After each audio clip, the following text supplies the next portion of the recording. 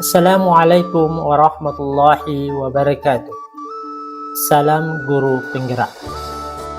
Perkenalkan, saya Iwan Talib SPD, calon guru penggerak angkatan 11 dari SMA Negeri 15 Ambon, Kota Ambon, Provinsi Maluku.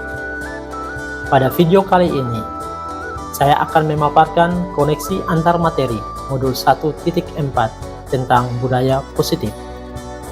Keterkaitan antara materi budaya positif dengan 3 materi sebelumnya, yaitu dengan menjalankan budaya positif di sekolah, maka akan mempermudah dalam tercapainya tujuan pendidikan nasional sesuai dengan filosofi Ki Hajar Dewantara, yaitu pendidikan yang berpihak pada murid dan bersifat menuntun tumbuh atau hidupnya kekuatan kodrat yang ada pada murid. Budaya positif dapat terwujud jika seorang guru memiliki 5 nilai guru penggerak, diantaranya berpihak pada murid, mandiri, reflektif, kolaboratif, dan inovatif. Budaya positif pun dapat terwujud dengan mendorong kolaborasi antara semua warga sekolah dengan adanya keyakinan sekolah yang harus disepakati dan dijalankan bersama. Salah satu perubahan yang diinginkan sesuai visi guru penggerak adalah terbentuknya budaya positif agar diperoleh sekolah yang nyaman, aman, dan berpihak pada murid untuk mewujudkan visi guru penggerak tersebut dengan pembuatan prakarsa perubahan sesuai filosofi Ki Hajar Dewantara dan profil pelajar Pancasila. Berikut kesimpulan mengenai peran saya dalam menciptakan budaya positif di sekolah. Seorang guru yang baik memiliki kemampuan dalam mewujudkan budaya positif di sekolah. Budaya positif tersebut dapat dijalankan dengan menerapkan konsep-konsep inti seperti disiplin positif, memahami motivasi perilaku manusia berkaitan dengan hukuman dan penghargaan, posisi kontrol seorang guru, pembuatan keyakinan sekolah atau kelas, dan penerapan segitiga restitusi dalam penyelesaian masalah. Yang pertama, disiplin positif. Disiplin positif merupakan suatu cara penerapan disiplin yang mengajarkan anak bertanggung jawab dan menumbuhkan kesadaran diri berdasarkan nilai-nilai kebajikan. Disiplin positif lebih ke arah disiplin diri yang dapat mengontrol diri dalam melakukan segala tindakan. Disiplin diri dapat membuat murid memahami dan menyadari berdasarkan motivasi internal, bukan akibat paksaan, ujian, atau hukuman. Yang kedua, guru harus memahami motivasi perilaku manusia. Terdapat 3 motivasi perilaku manusia, di antaranya yang pertama untuk menghindari ketidaknyamanan atau hukuman, yang kedua untuk mendapatkan imbalan atau penghargaan dari orang lain, dan yang ketiga untuk menjadi orang yang mereka inginkan dan menghargai diri sendiri dengan nilai-nilai yang mereka percaya. Saat guru memahami ketiga motivasi perilaku manusia, maka guru dapat memilih motivasi perilaku apa yang ada pada diri murid. Jika murid memiliki motivasi perilaku untuk menghindari ketidaknyamanan atau hukuman dan untuk mendapatkan imbalan atau penghargaan, maka motivasi yang ada pada diri anak masih berasal dari eksternal. Sehingga guru harus berupaya untuk dapat menumbuhkan motivasi internal dalam diri murid untuk menjadi orang yang mereka inginkan dan menghargai diri sendiri dengan nilai-nilai yang mereka percaya. Dan sebaliknya, hindari hukuman dan pemberian penghargaan berlebihan agar meminimalisir motivasi eksternal dalam diri murid. Yang ketiga, posisi kontrol seorang guru. Terdapat 5 posisi kontrol seorang guru, yaitu guru sebagai penghukum, guru sebagai pembuat merasa bersalah, guru sebagai teman, guru sebagai pemantau, dan guru sebagai manajer. Di antara kelima posisi kontrol tersebut, sebaiknya guru menggunakan posisi kontrol sebagai manajer. Sebagai manajer, seorang guru berbuat sesuatu berdasarkan murid, mempersilahkan murid mempertanggungjawabkan perilakunya dan mendukung murid agar dapat menemukan solusi atas permasalahannya sendiri.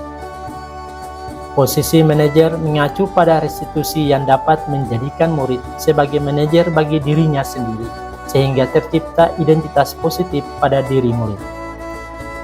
Yang keempat, pembuatan keyakinan sekolah atau kelas.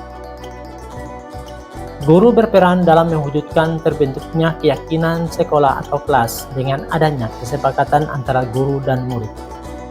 Keyakinan sekolah atau kelas berupa pernyataan-pernyataan universal yang mudah diingat dan dipahami dan harus diterapkan di lingkungan sekolah. Yang kelima, penerapan segitiga restitusi dalam penyelesaian masalah. Guru yang berperan sebagai manajer menggunakan segitiga restitusi dalam menyelesaikan masalah melalui 3 tahapan, yaitu menstabilkan identitas, validasi tindakan yang salah, dan menanyakan keyakinan. Dengan tujuan menghasilkan murid yang mandiri dan bertanggung jawab. Refleksi.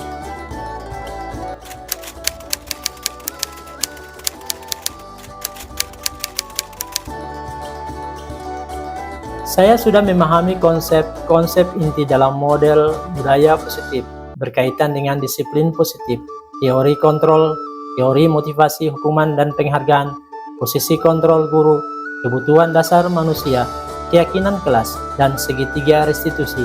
Seluruh konsep inti tersebut harus diresapi dalam diri, diwujudkan dalam tindakan, dan dibagikan pada rekan guru di sekolah. Hal yang menarik bagi saya dan di luar dugaan adalah saat saya mempelajari motivasi perilaku manusia berupa penghargaan.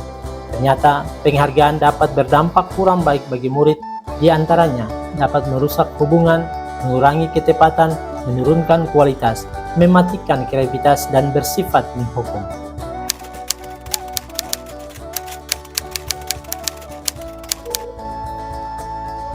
Perubahan yang terjadi adalah saya menyadari posisi kontrol yang biasa saya lakukan adalah sebagai penghukum dan pemantau, seharusnya sebagai manajer, dengan cara menangani masalah menggunakan segitiga restitusi.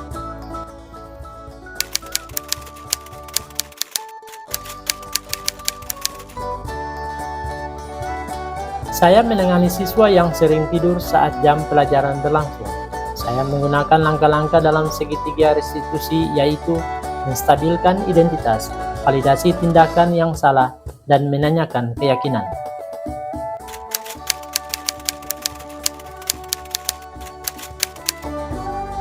Perasaan saya sangat termotivasi untuk terus memperbaiki diri sesuai dengan nilai-nilai budaya positif di sekolah.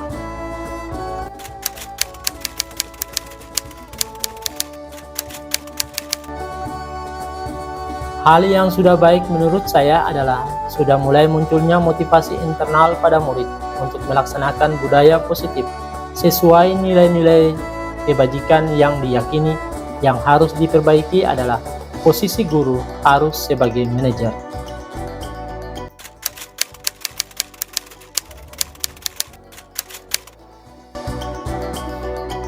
Sebelum mempelajari modul ini, posisi kontrol saya sebagai penghukum dan pemantau. Perasaan saya saat itu, saya selalu terliputi perasaan bersalah karena harus memberikan hukuman atau konsekuensi jika anak berbuat kesalahan. Setelah mempelajari modul ini, saya mulai menerapkan posisi manajer dalam penyelesaian masalah. Perasaan saya menjadi sangat tenang dan saya mulai menyadari pentingnya komunikasi yang efektif untuk menumbuhkan rasa tanggung jawab pada diri murid.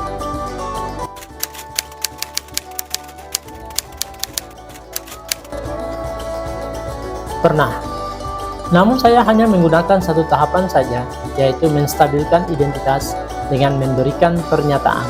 Setiap orang pasti pernah berbuat kesalahan. Tahu, tidak ada manusia yang sempurna.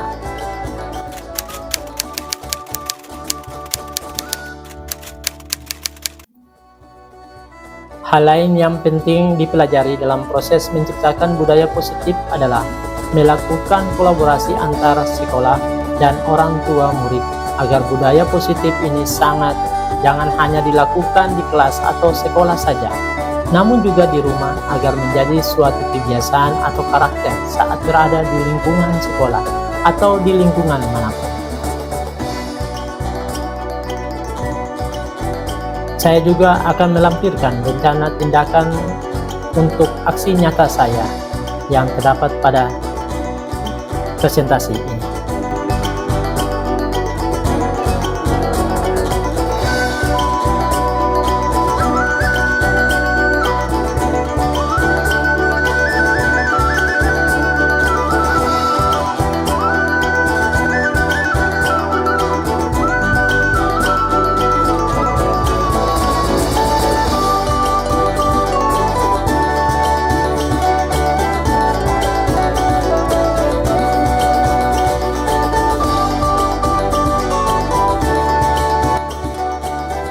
Demikian video koneksi antar materi modul 1.4 ini. Semoga bermanfaat dan menginspirasi Bapak Ibu pejuang pendidikan.